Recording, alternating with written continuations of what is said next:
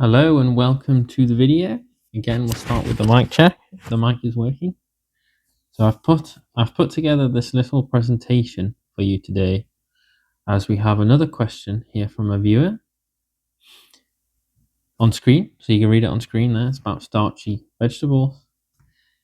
If you have your own questions and you want them answered, then leave them in the comment section, or you can send me an email to the address shown on the screen. What should I do about vegetables? This is another important question that I commonly get asked about. How much of them should I have, or should I be focusing on getting a certain amount of non-starchy vegetables? So we're going to quickly talk about that today. The species-specific diet of Homo sapien, which is what we are, is starch and fruit. Humans do well when they eat their diet, just like every other animal has its own specific diet for every species. So every animal species has its own specific diet. The confusion that comes about when deciding what to eat is from the behavior of the food industry. We live in a capitalist world, unfortunately. Those industries that have the most money will have the largest influence on people's food choices. To be healthy, we must unlearn most of the information that we have gathered from our environment, such as social media, marketing, or even healthcare professionals. To learn what you should eat is actually very easy because the human diet is very simple. What is the most difficult task is to break from the conditioning and brainwashing that most of your head is full of useless information, and we need to free up space for some useful information. Okay, we have to unlearn all of the rubbish we've been taught. What should our meals look like? I recommend having 2 to 3 main meals throughout your day. For example, you could have fruit for breakfast, followed by a fruit smoothie for lunch, and then a starch-based meal for dinner. For these first 2 meals, there is no vegetables whatsoever, no starch, no starchy vegetables, nothing, just fruits. For the third meal of the day, base it on starch, and I would recommend white rice as your go-to staple starch. There are a number of reasons for this. For example, white rice, it is the cheapest staple food on the planet, and it is exceedingly easy to cook when using a rice cooker. And also you can store dry rice for a long time. I always recommend eating starch for your last meal of the day. When you are eating white rice, it should make up most of your bowl. Here is an example of what you should be eating. So this is a typical example of what you might eat for dinner or tea, if you want to call it that. I would add some other vegetables to the rice.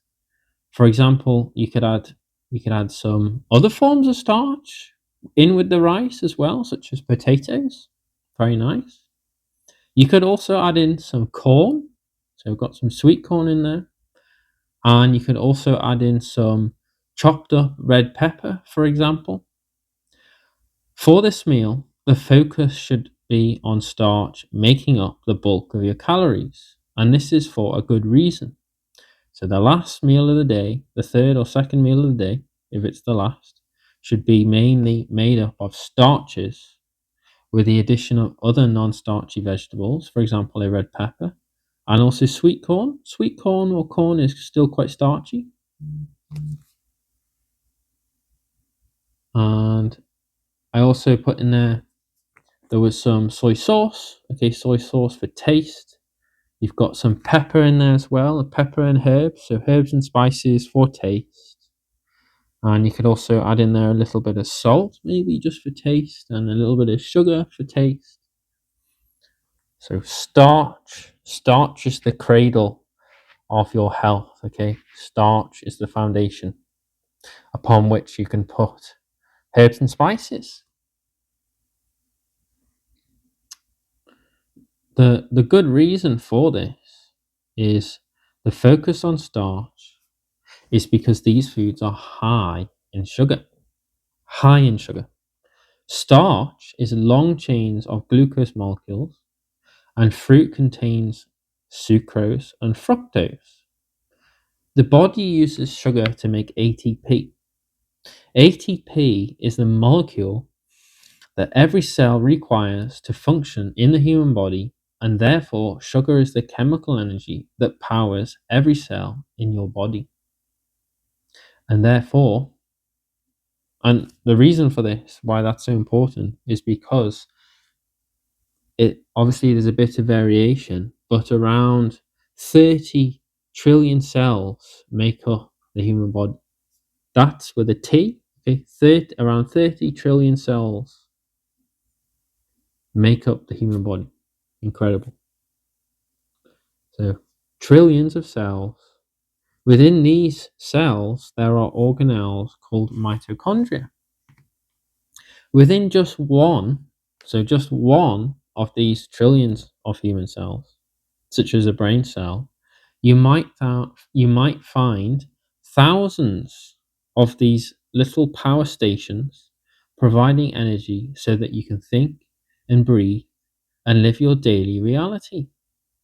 Your consciousness, okay, your consciousness comes from the life-giving energy that provides the initial foundation for ATP production via the primary energy system called glycolysis.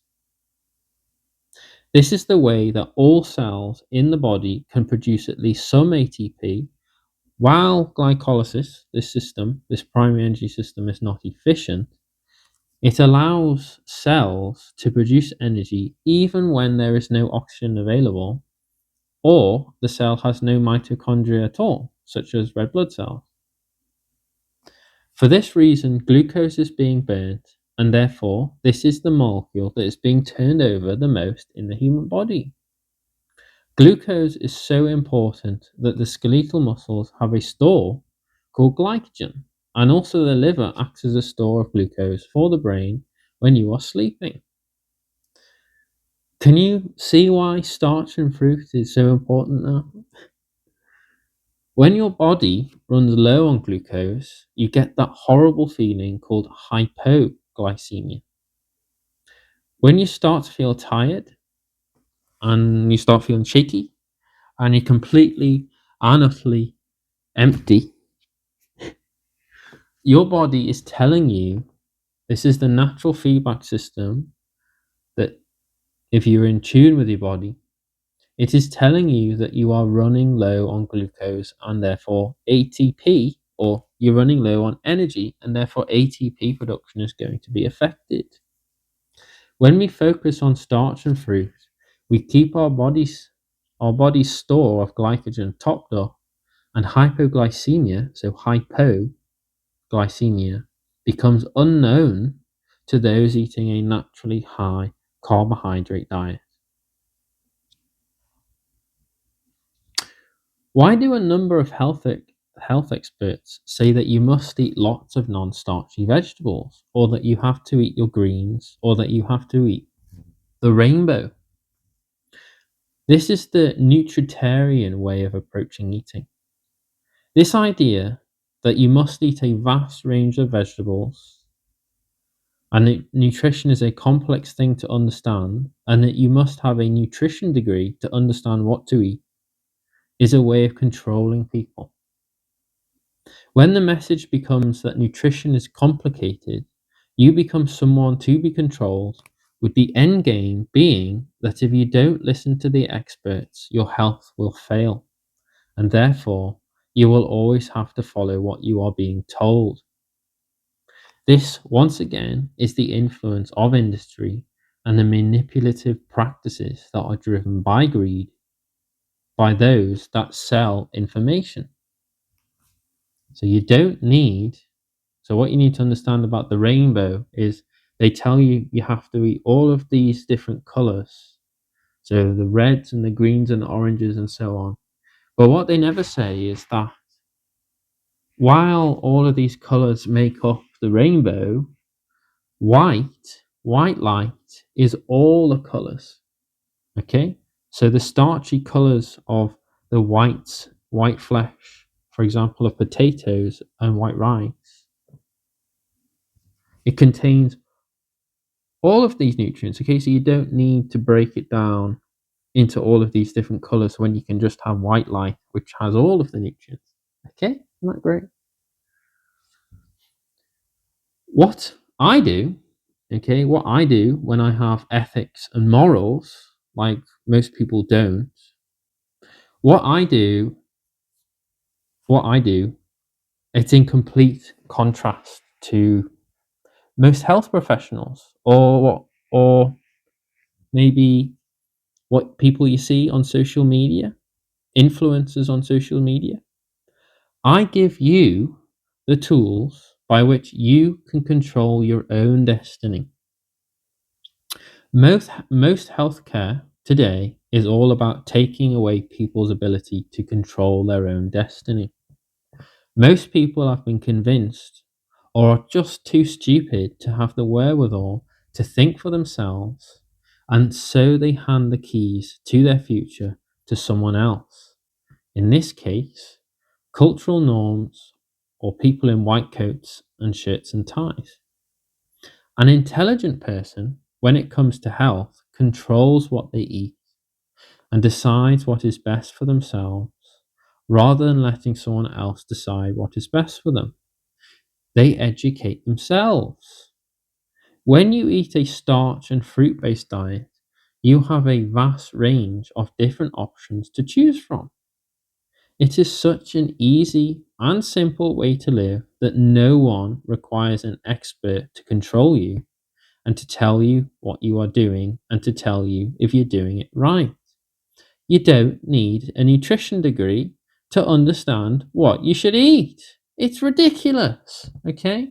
The whole idea that you need to have gone to university and to be told by someone who has a nutrition degree, or if you don't have a nutrition degree, or you're not a doctor, PhD, therefore you can't understand health and nutrition is ridiculous, okay? If you want to add some non starchy foods to your diet, you can, okay? If you want to, you can add some. However, always remember that the human diet is starch and fruit. The more that someone moves away from this foundation to eating animal products or consuming oils and fatty plant foods, the more the body will start to malfunction.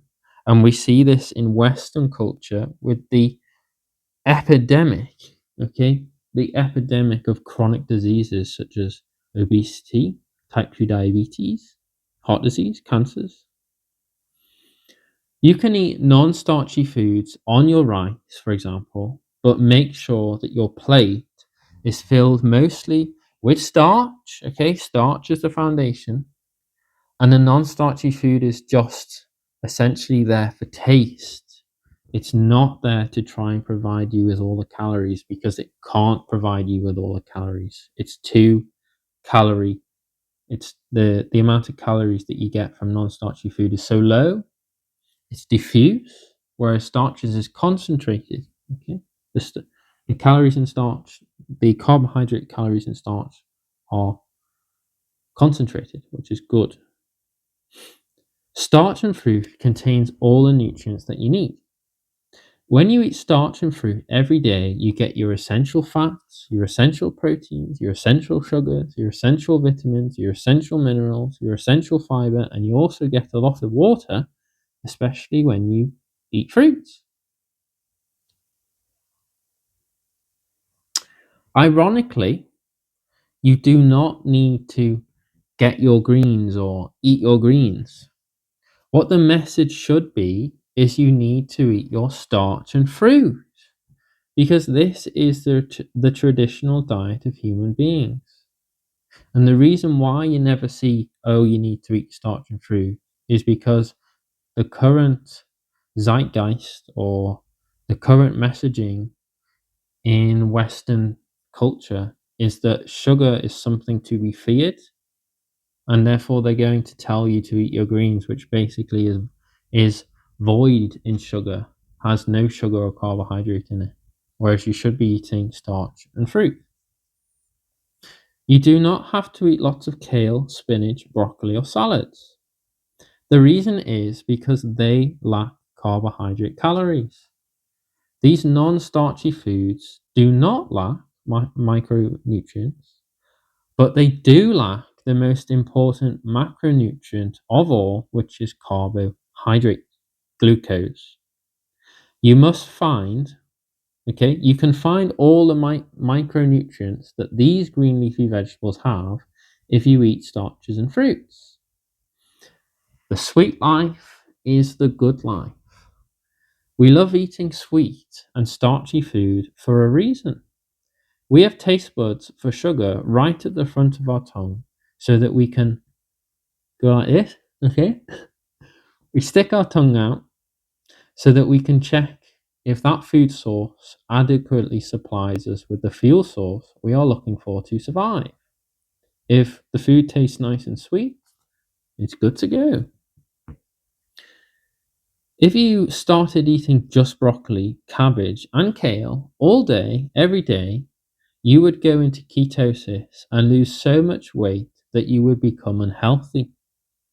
You just wouldn't be able to get enough macronutrients to survive, or in this case, carbohydrate macronutrients. Did you know that the potato, okay, the humble spud, the humble potato, is actually complete nutrition? These plant storage organs, these below ground storage organs, so tubers, contain all nutrients. You could eat just potatoes every day and be fine, and this has been tested, but this is, I think, a bit too boring. Even I would say, even when I say keep it simple, I think that's maybe a bit too simple. That's why I would recommend adding in more of the sweet fruits as well. So like watermelon and mango and pineapple, as well as your bananas.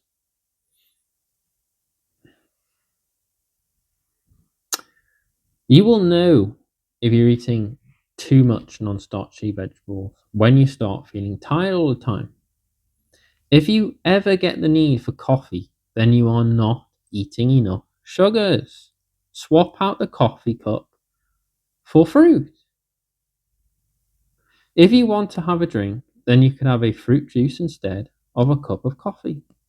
Stimulants are not part of a healthy person's lifestyle, and regular use of coffee is for people who have been brainwashed by the fear of sugar. When you remove carbohydrate from your diet, a void is created.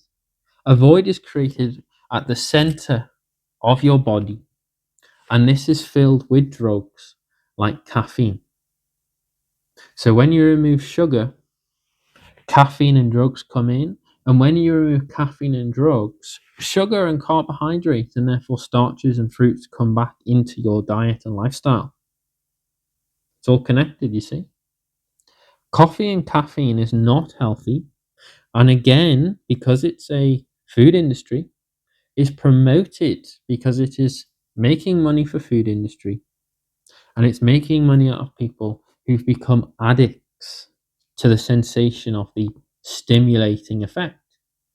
And I'll put a link on the video now where I did a long video talking about the effects of coffee and why it's not healthy. So I hope you enjoyed the video, and like and subscribe.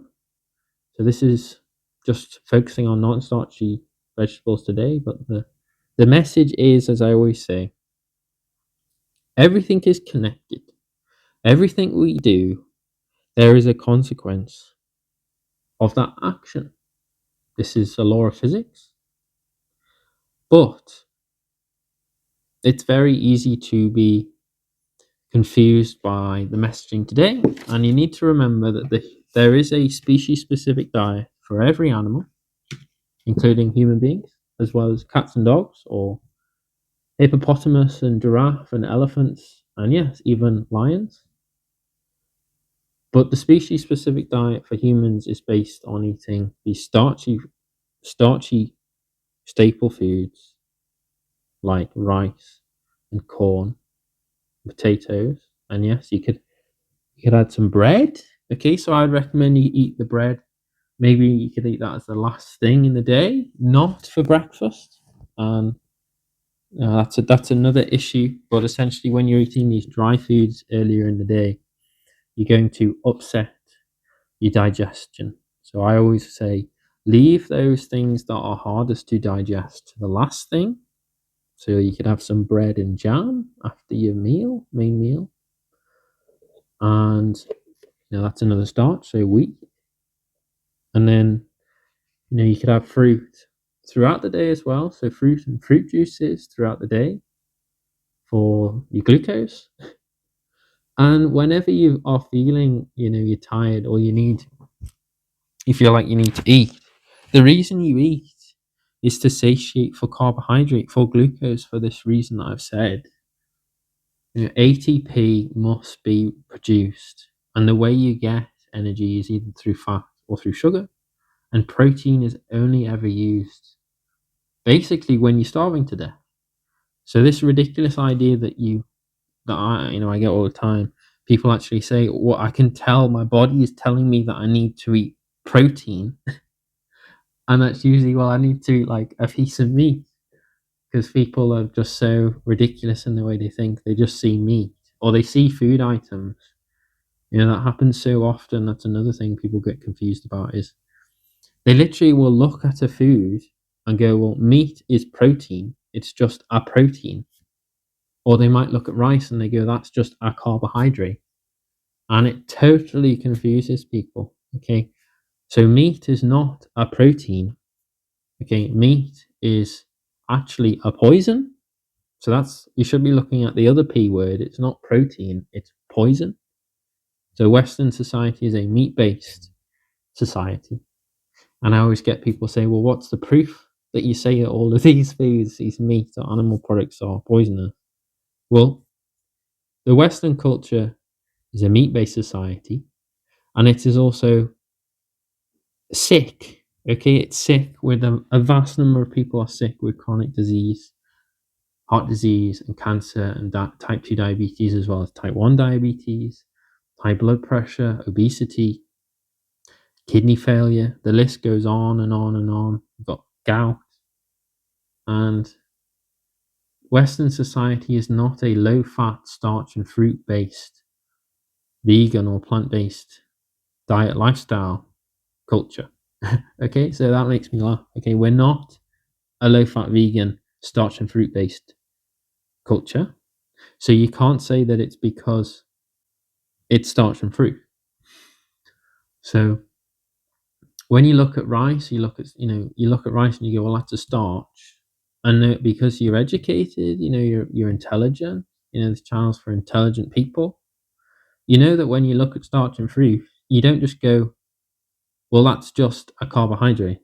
You know that it's got protein and fat, carbohydrate, it's got fiber, it's got water, it's got micronutrients, it's got vitamins, it's got minerals. It's not just a fat, it's not just a protein. So you need to, if you're thinking like that, you need to get out of that, because that's like how a 5-year-old child would think. And that's that's a lot of the time. That's what a lot of people are still stuck as they're 5 years old. Okay, so look at meat not as a protein, like you have a plate and you have a protein on your plate. It's a poison on your plate. And then when you have a bowl of white rice, you go, oh, I have starch on my plate. And immediately, okay, immediately that it's got the protein, the fat, the carbohydrates, the minerals, the vitamins. You see the potatoes and the rice and the corn.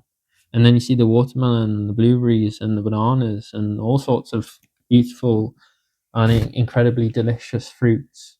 Again, you look at that and you don't just go, well, that's a sugar. You go, that's fat, that's protein, that's micronutrients, macronutrients, fiber, water. Okay, so there's no such thing as just a protein, a fat, a carbohydrate for a food.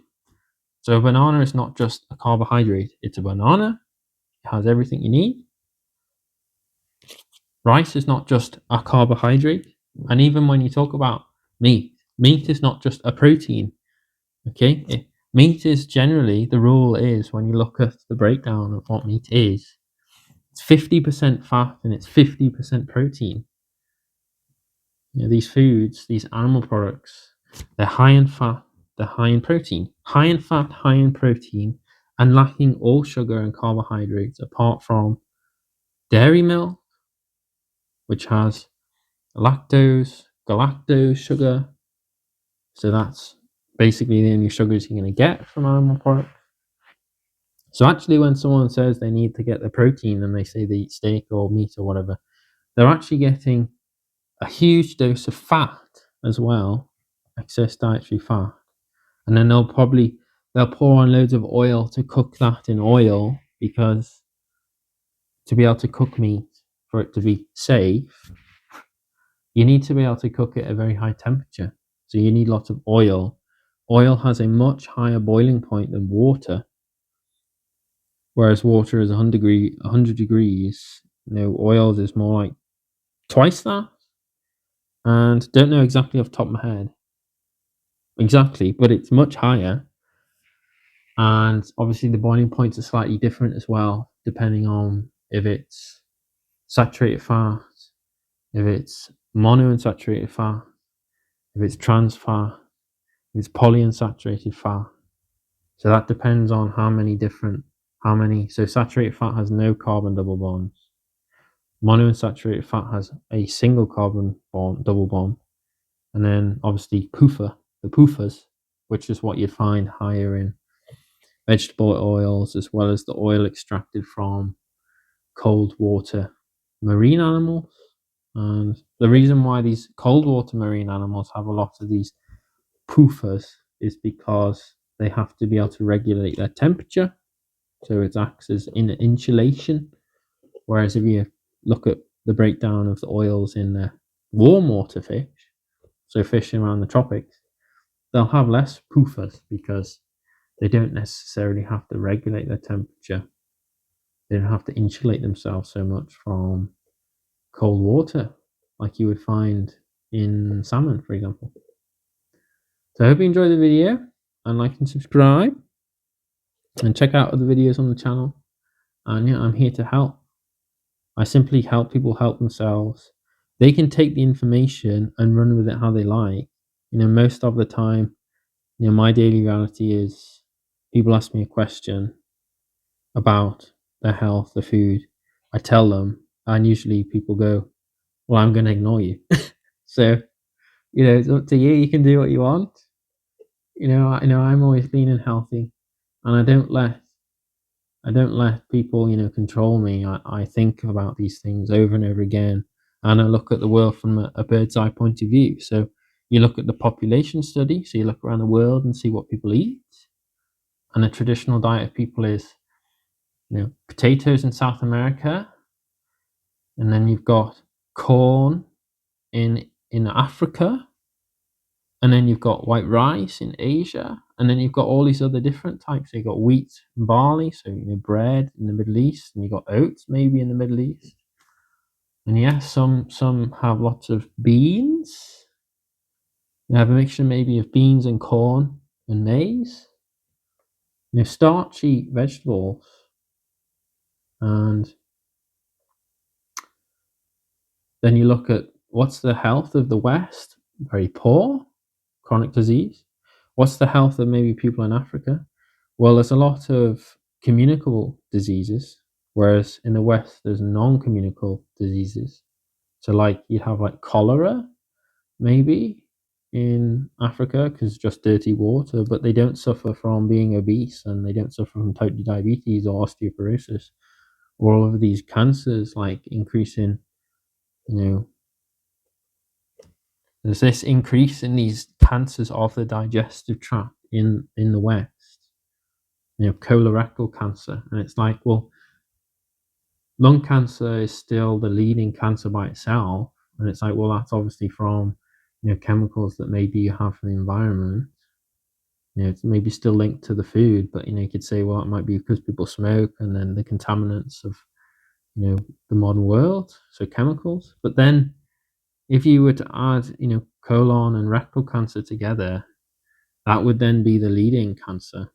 And then obviously you've got breast cancer, which is related to, estrogens from, consuming dairy milk, which is full of estrogens.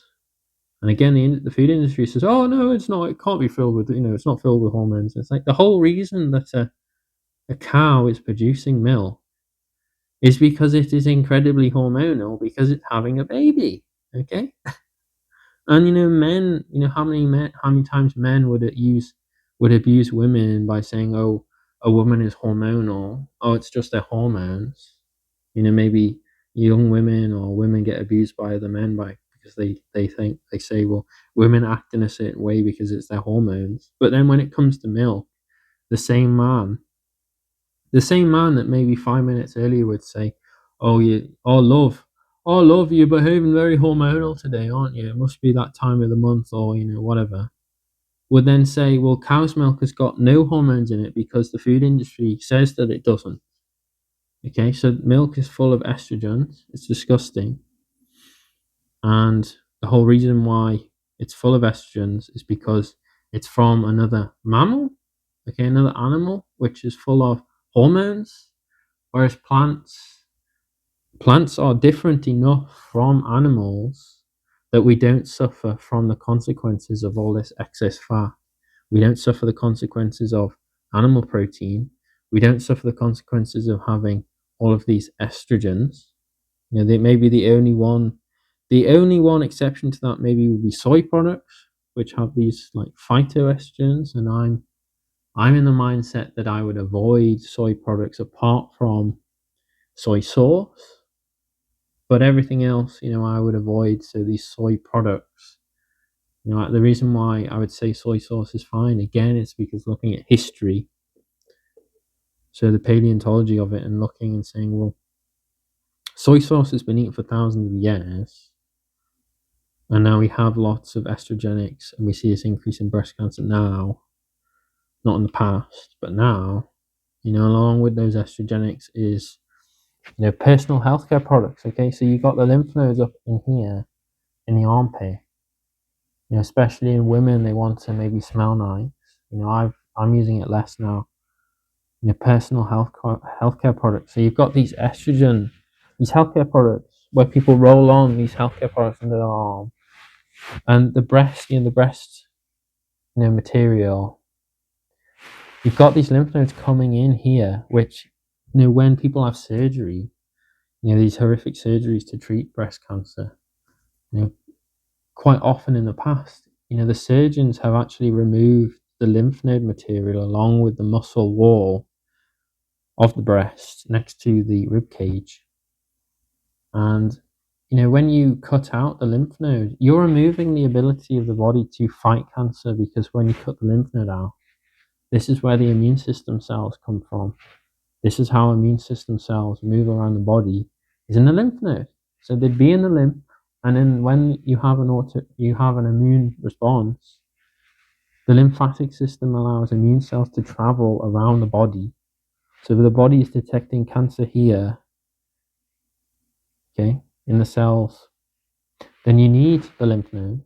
But also, if you're abusing that system by putting all these estrogenics into your body via the lymph nodes, you're going to increase your risk of cancer. And as estrogenics are going off, okay, estrogenics are going off like this, okay, and then you've got cancer is going up like this, so breast cancer and estrogenics and all this milk and personal healthcare products. Okay, so I hope you enjoy the video. Healthy people care about what they eat. Healthy people don't have surgery. Healthy people don't take drugs. Healthy people eat starch and fruit-based diets, and they think, okay. So this channel is for people who care, but also they're intelligent. Okay, so this channel is not for just average people, because average people don't care about their health. Okay, it's a health paradox. If you just believe what you hear, what your doctor tells you to eat, what people tell you to eat your greens, eat your meat, eat your eggs, eat your bacon, eat your milk, all of these poisonous things. And yeah, greens aren't poisonous. And yeah, that's another thing I didn't cover was, oxalates. So these oxalates, you can form these little crystals. You don't even need to have these high oxalate containing foods like kale, spinach. But quite often, like kale, people say, "Well, I'm eating loads of kale. Maybe making a kale smoothie. I'm getting all these oxalates, and it's making my joints sore or whatever." It's like starch and fruit. Okay, it always comes back to And if you ever worried you don't know what to eat, you're absolutely stuck for anything. Then just eat sweet potato. Again, like the potato, the sweet potato is complete nutrition. You could call it superior nutrition because it has everything over everything else. So it's amazing like that. And then just start, you could call it the elimination diet. Just start with sweet potato. Not just cook sweet potato and then, work your way from there, if you're worried about your health. And then you can add in other raw foods. So raw foods like fruit. So you can have cooked starches. That's why it covers a lot of bases. You're having starch and fruit. And people say, well, I need my raw food. Well, if you're having fruit, it's raw. And then you're getting starch. You're getting all of the glucose you need. Okay, so starch is incredibly high in sugar and glucose because it's polymers. Okay, it's laid down in polymers. So the plant lays it down, these glucose molecules that it makes. It lays them down and it gets the energy from the sun. Okay, uses the sun's energy to make glucose and from water and CO2. Yeah, it's incredible. It makes me laugh. Makes me laugh sometimes when I think about how amazing it is. The body is this amazing machine that if you put the right things into it, if you put the right things into this machine, you're going to get maybe 100 years. And then when you start putting those things that disrupt the machine, so you think of it like a car. If you put petrol in a diesel car or diesel in a petrol car, the car maybe will leave the petrol station. You'll leave the petrol station, and then just in a few hundred meters, the car will conk out and break down and fall apart. And then, if you don't look after your body like you don't look after your car, really it should be the bicycle. Okay, so you should get a bicycle. So if you don't look after your bicycle, you don't check over the bearings and look after it and clean it, and, it fall apart. And it's the same for the human body. So if you put the wrong things in, so if you put lots of oils in, or any oil, okay, any oil. So that could be vegetable oils or seed oils or animal oils, tallow fat. If you're putting animal products in, meat, dairy, eggs, bacon, fish, the body starts to malfunction. And you see that as the consequences of chronic disease. And alongside that, if you don't exercise or have fun moving your body, so cycling allows your mitochondria to be healthy. And as I said, that's important because you've just heard that ATP is required for everything to function, and you get that from your mitochondria. So if you don't have mitochondria, you've got less of them and they're not healthy, less ATP.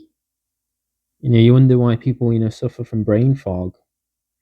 Literally, that's the manifestation of your metabolism slowing down and not functioning properly.